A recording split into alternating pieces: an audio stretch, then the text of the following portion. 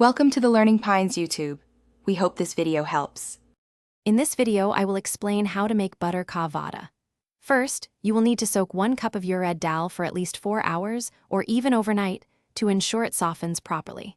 This is crucial for a smooth batter. Next, prepare your aromatics: a small piece of fresh ginger, 1 or 2 green chilies depending on your spice preference, and a few curry leaves. Finally, have 2 tablespoons of unsalted butter ready to incorporate into the batter. Now let's prepare the batter. Drain the soaked urad dal completely and grind it into a very thick, smooth paste, using as little water as possible. You want a consistency that holds its shape. Then, finely chop your ginger, green chilies, and curry leaves, adding them to the dal paste along with about a half teaspoon of salt.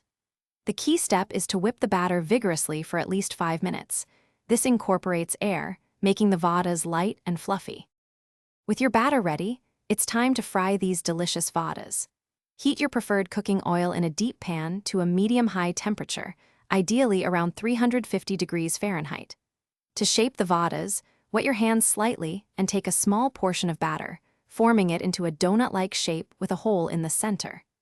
Carefully drop them into the hot oil and fry in batches until they turn a beautiful golden brown and are wonderfully crispy.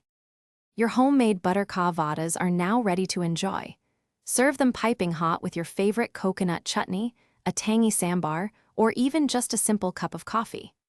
They are best enjoyed fresh, but if you have any leftovers, store them in an airtight container in the refrigerator for up to 2 days and reheat gently. For more great deals, and to grab that amazing Little Trees Black Ice Air Freshener, check out the links in the description below. Thanks for watching. Consider subscribing if we helped you.